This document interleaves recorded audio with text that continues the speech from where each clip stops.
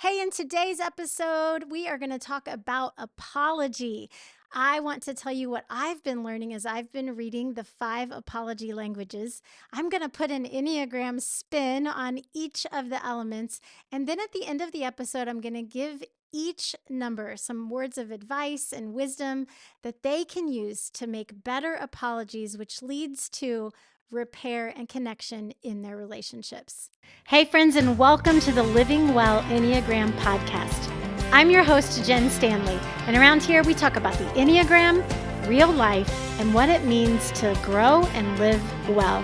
Stick around to be inspired by real people, real stories, and real life application of Enneagram wisdom. Today we are talking about do-overs, what it is to apologize, to restore connection in a relationship. And if you are human, you probably know that apologies can be harder than what it seems like they should be, both to give and to receive from someone else. And so I know in my own relationships, I'm always fascinated by the way people apologize. And so my parents actually recommended this book to me, and it's called The 5 Languages of Apology, The 5 Apology Languages. And yes, this is the same author as The 5 Love Languages, which is a relational classic of a book. So definitely recommending both of these.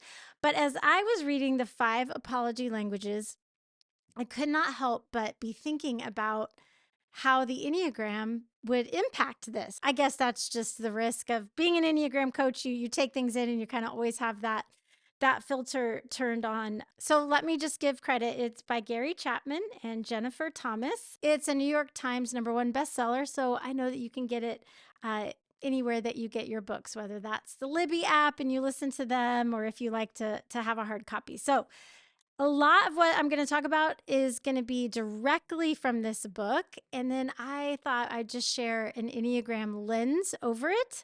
The series that we've been in this month was divorce, dating, and do-overs. And to be honest, I wasn't quite sure what the do-overs would entail. But in season 2 of this podcast, I'm wanting to find topics that are just very, very relevant to the people that I talk to on a daily basis, the people that I work with on a daily basis. And in midlife, at this point, apologies are a thing that we know are part of life. They have to happen. So why are they sometimes hard to give, and why are they sometimes hard to receive? So the 5 apology languages. So I'm going to let you guys know what he sets out here, and says that there's basically 5 elements of an apology, and each of the elements are important. Some of the elements are more natural for people to use when they are apologizing to someone. And some of these elements are more important to someone when they are receiving an apology. So just like the 5 love languages, obviously it's best if you can kind of use all of them as a framework, but just understanding the styles and understanding the components is going to go a long way, or at least it has for me anyway. So what are the 5 elements of an apology? Well, according to Gary Chapman, Jennifer Thomas, in this book, The 5 Apology Languages, they are expressing regret, accepting responsibility, making restitution, planned change, and requesting forgiveness. So we've got regret, responsibility, restitution, change, and requesting forgiveness. I love all those R's in there. So we're going to start with this first element, expressing regret. And the key message here is, I'm sorry. And it's going to sound like, I feel terrible about hurting you. I'm sorry for what I did. And the focus is really on the emotional connection and the empathy of what has happened. So this is going to be best for the people who are looking to know that you understand that you've hurt them, and they want to feel like you're genuinely regretful and sorry for hurting them relationally. So to throw the Enneagram layer on this, I was like, okay, who would be most likely to be people that say I'm sorry very quickly, very easy? Who would be people based on the Enneagram lens that might find it difficult? and who needs it most. So, okay, now again, just keep in mind, this is just me reading the book as an Enneagram coach. I'm sure that, everybody could make their case for why it's easy or difficult for them, but this is just something to be thinking about. So, I think that those in the heart triad, the 2, the 3, and the 4, are going to quickly be able to give that I'm sorry from a relational and empathetic place. They lead with feelings, they're aware of feelings. And so the I'm sorry, the relational empathy is going to be pretty natural for them. Now, the difficult to say I'm sorry, it occurs to me that I think that would be the number 1, just because it requires that personal fault and blame piece. Like the one is not wanting to admit that they are responsible for any hurt. And so I think it can be hard for a 1 to say I'm sorry. I think it can be hard for a 7 because they're again just avoiding the pain of admitting that something's wrong, maybe avoiding wanting to open up that conversation. And then I think it can be also difficult for the 8, again, just because maybe of that emotional vulnerability, also maybe being a little bit unaware of emotional hurt of somebody maybe that's really sensitive and the 8 is not really sensitive. So that could make it difficult. Now, who do I think needs it most? Well, of course, I think we all do. All 9 numbers need it. But I think most it would be the 2, the 4, and the 9. And here's why. So the 2, because they are the most relational on the Enneagram. So the empathy, the knowing that somebody knows that they've hurt them, like that's a really important thing to the 2. For the 4, it's really important that the 4 feels seen. And so having somebody validate, I'm sorry that I hurt you, will help the 4 feel seen. And then for the 9, I feel like this is especially important for the 9 because they need to know that they matter. And as you say, I'm sorry that I hurt you, that 9 is going to feel like, oh, okay, I do matter to this person. So the numbers I didn't mention in my little analysis were 5 and 6. It doesn't mean that they don't have a place here, but those were just the ones that popped into my head first. And I'm trying to give you 3 examples for each. Okay, element number 2 is accepting responsibility. This is saying more than just I'm sorry. This is saying I was wrong. It's about owning the mistake without excuses. And it might end up sounding like, okay, that was my fault. I made an error there. I shouldn't have done that. This is going to be best for people who really want the accountability of somebody owning up to what they've done. So, as I was putting an Enneagram layer on this, I was thinking that the 5 and the 6 and the 9 might have an easier time with this element of owning their mistake. And here's why: because the 5 and the 6 are so analytical and they've thought it through that they're probably going to be pretty much able to see, like, oh, okay, yes, here are the facts. And the facts would say that I am wrong here. Also, the 9, able to see both sides of most situations. And so I feel like the 9 can own their mistake a little more objectively. Okay, so for this one on the difficult to give, I honestly think this is difficult for most of us to just really, really own when we mess up and not try to shift the blame or explain ourselves or something like that. But I'm going to say that it would be difficult, again, first for that number 1, because of the personal fault and blame. And ones, I promise I'm not trying to pick on you. Some of the other steps are much easier for the 1. But also the number 2, because man, the 2 is working so hard to please everyone. And so their intention and heart is probably pretty good. And so admitting that they're wrong, it risks the relationship. I think this could be really especially hard for a 2. And then it can be hard for a 3 because of the self-deceit. So the self-deceit is going to tell the 3, well, you weren't wrong because you were working really hard, and that means you weren't wrong. Or the self-deceit is going to say, well, but they didn't see the whole story, or they didn't have all the context, or, I didn't. And I just think that self-deceit can get in there and convince the 3 to make an excuse or to shift the blame rather than just taking ownership. The people who are going to need this, I think, are going to be the 8 because they value people owning up. They value people taking responsibility for themselves and being strong enough to own their mistakes and not trying to just like push them away. Same for the 1. They're going to, because they value doing the right thing, they're also going to value somebody taking responsibility and ownership for what they've done. And I'm also going to throw the 5 in there just because of that data driven. These are the facts, black and white. If you're wrong, and you should own it. The third element is making restitution, and that's going to be, how can I make this right? It's going to focus on repairing the damage that has been done through taking an action. So it's kind of looking back and going, all right, this is fractured. What do we need to do to mend that fracture? And it could sound like, how can I fix this? It could sound like, let me replace what I've broken. What would rebuild trust here? That's going to be acts of making restitution. So, as I was reading through this one, I was really thinking about the time orientations.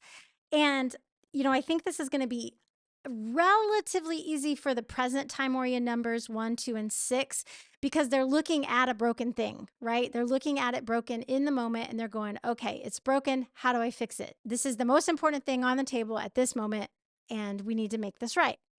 Now, I think this could be difficult for the future focus numbers 3, 7, and 8 because, well, it's broken. Let's move on. We can't change it.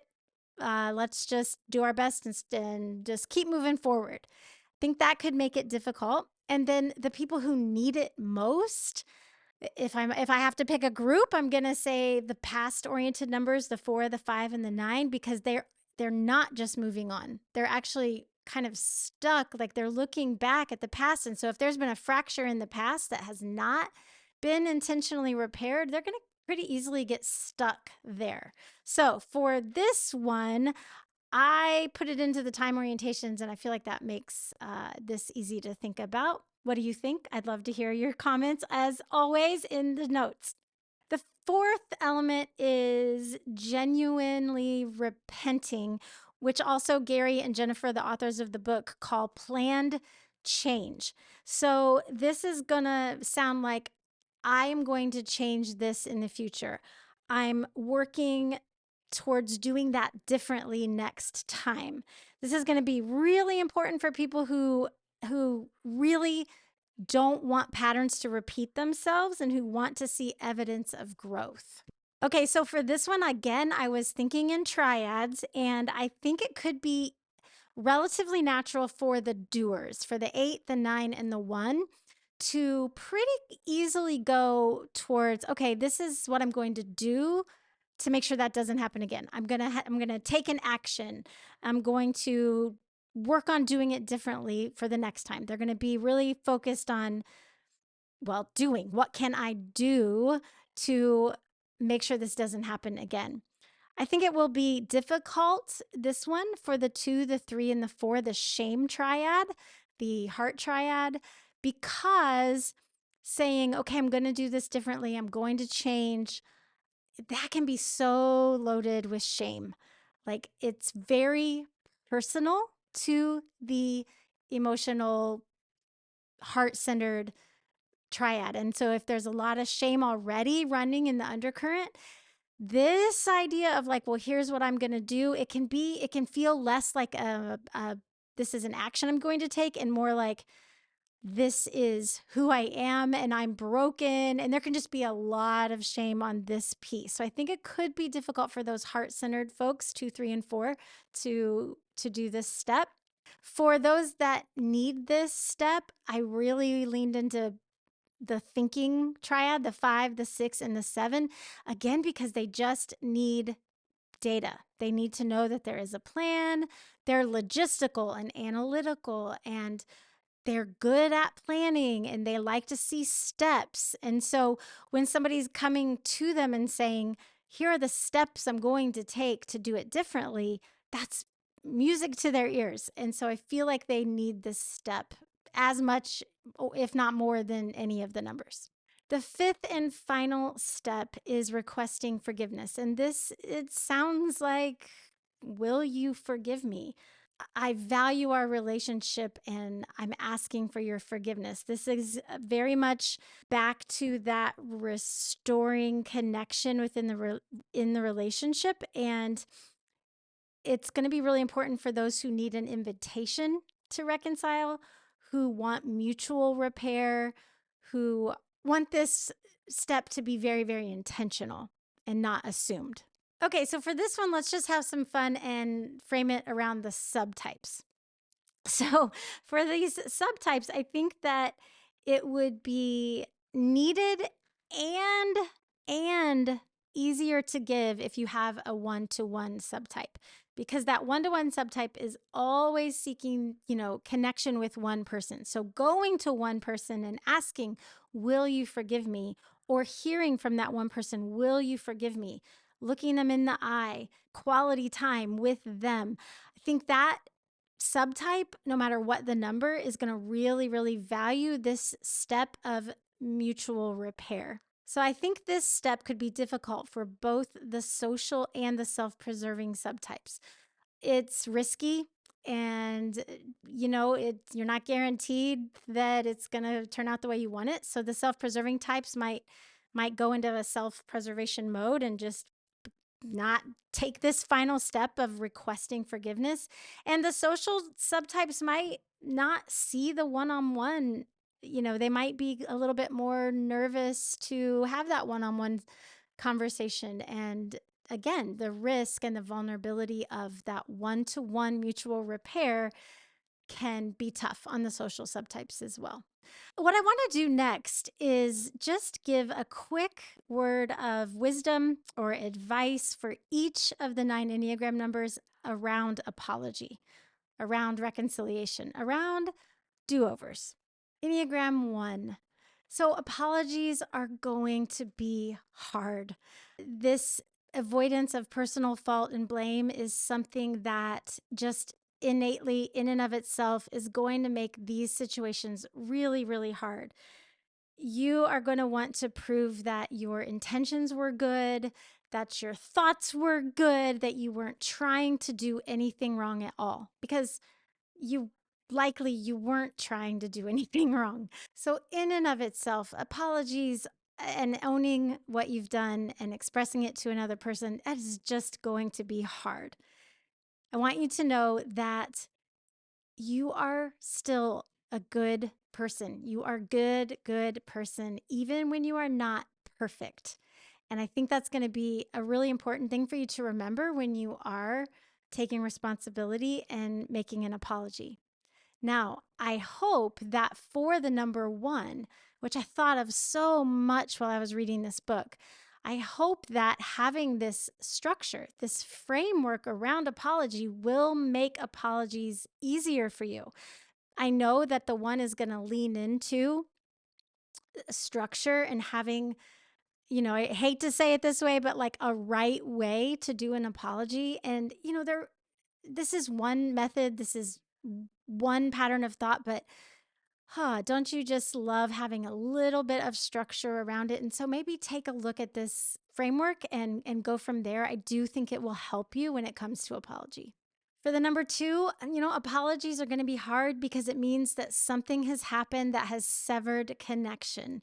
And you work so, so hard to be connected to people, and you're so already naturally empathetic, and you don't want to hurt people. And so this is going to already be very shame inducing for you as a 2.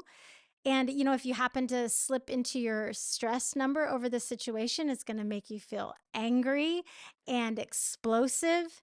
And all of those things are going to make apology a difficult thing to do. I think something that will make apology easier for you as a number 2 is remembering that you are deeply loved and you don't have to prove yourself to the people that you love.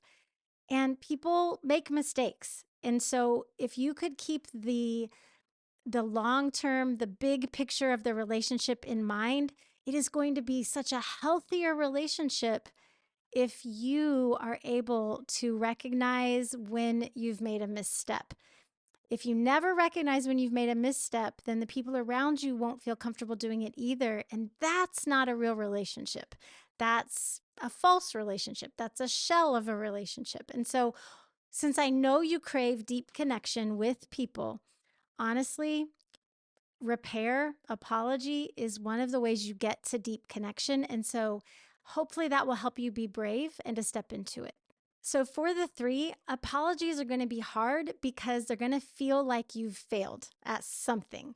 And maybe you will tell yourself, well, if I had just worked a little harder, or if I had done that a little better, then I wouldn't be in this situation where I have to apologize. And then that can be exhausting. Also, that self deceit is going to just pop right in there and convince you of all the reasons why you really aren't wrong or why it really wasn't a misstep on your part. And that's not going to be serving you well either. So I think something that can make apology easier for the three is to not let the shame get too high and to also lean into your secure number of 6 and really think about the common good. Sometimes it can be hard for threes to feel safe outside of protecting themselves. And that's why our secure number is 6, because we can see the bigger picture and the common good for the relationship, for the situation, for the circumstance. Try to think a little bigger than just that fear of failure. For the number 4, apology can be hard because of getting stuck into that feeling thinking cycle. You feel upset and you think about it, and then you feel upset, and then you think about it some more. And maybe you're aware that you've made a misstep, but then you're going to have feelings around that, maybe shame, maybe sadness, maybe anger, maybe frustration.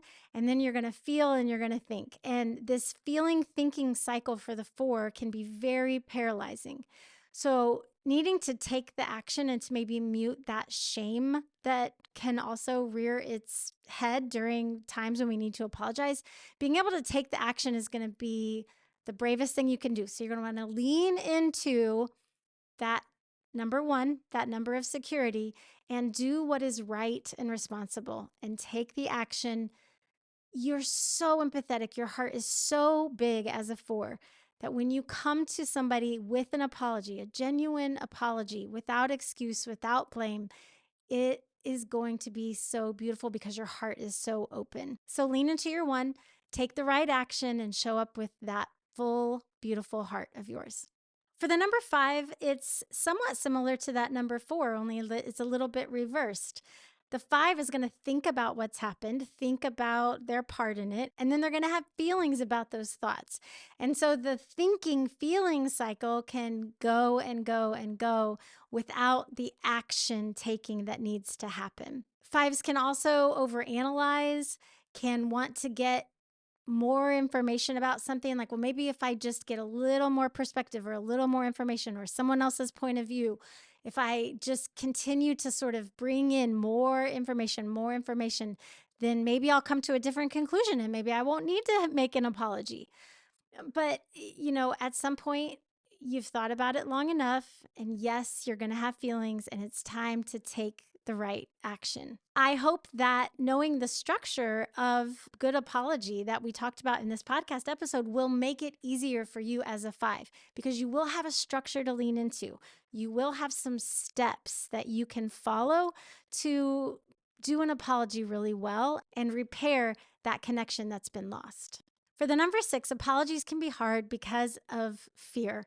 It's risky to make an apology. It's risky to go to someone and own your mistake, own your part of the break in the connection. And so there's a lot of risk, so there's going to be a lot of fear. And that fear can do one of two things. It can take you on a thinking spiral and into overthinking and overanalyzing and worrying beyond productivity. Or that fear can drive you to restore the connection and really, really lean into the ease of the 9. So, what I would encourage you as a 6 to do is to notice your fear, notice your fear, and then remind yourself that the ultimate goal is restored connection. And the fear of losing a relationship is far greater than the fear of making an apology. And so really weigh that out and know that if you make an apology, that is you trusting yourself, it is embracing courage, and it is likely to give you a much better outcome than just avoiding it altogether. For the Enneagram 7, who is avoiding pain and wanting to keep things positive, apologies are hard. Apologies are hard because they're not that fun to do. I mean, I personally have never had fun having to apologize for something that I've done. And so as a 7, you're avoiding so many things here. You're avoiding acknowledging that the relationship has been fractured. You're probably avoiding the pain of admitting you've done something wrong. You're avoiding the risk of the apology not going well. There's a lot of pain to be avoided when it comes to making repair with the people around you. And so it's going to be so tempting to reframe what has happened, to say, oh, well, it wasn't really that bad. It's okay. Let's just move on. Let's just go, and just to put on the positivity, reframe, and try to just move right past it. That is going to be so, so tempting. But the pain of a lost relationship, the pain of lost trust with the person you care about is far more painful than making the apology. I promise that this is true, even though it's going to be hard to step into that when you are first considering what to do. So please remember that maintaining the people in your life, maintaining the relationships in your life is sometimes going to be painful and sometimes going to be hard. But the positive impact of that on your life, it's everything. Relationships matter more than anything else in this world.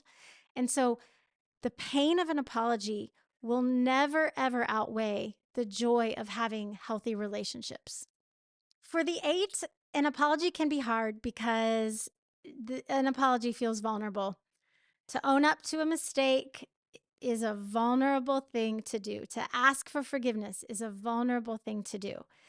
You also love to be in control of yourself, and you cannot control the outcome of asking for forgiveness. They might say yes, they might say no, they might say not yet. And that feeling of not being able to control what happens is really hard. And again, the vulnerable. I mean, apologies are vulnerable, so they're going to be difficult. The other thing is that you're relatively comfortable in conflict. And so you may not be aware as early as someone else that an apology is needed.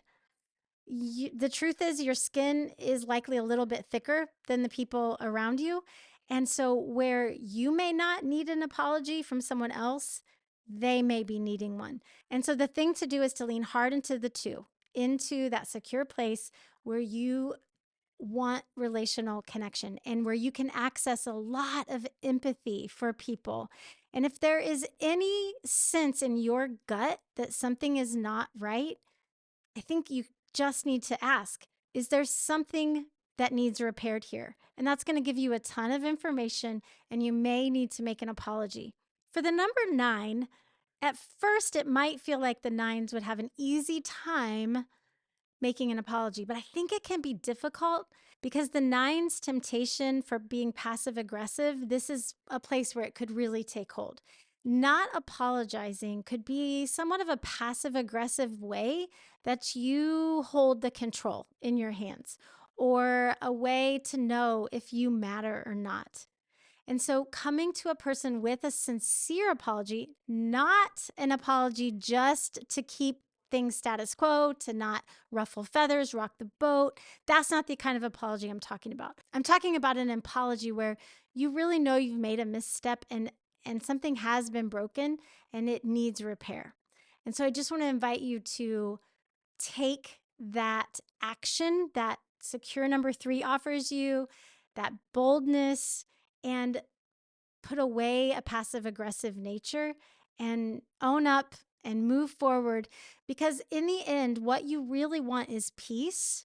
And peace requires requires repair. Nobody on this earth is perfect. Everyone needs repair. And so if you will embrace your part in the repair, it will bring peace to you in a genuine, real way. Okay, so those are my tips for all 9 numbers. Now, I have one last tip that's for absolutely everybody listening to this. This is a tip that comes from being a coach, and I also want to give credit. They mentioned it in the book, but this is a tool that coaches use everywhere, and I thought it is just genius to use this in apology, in repair work.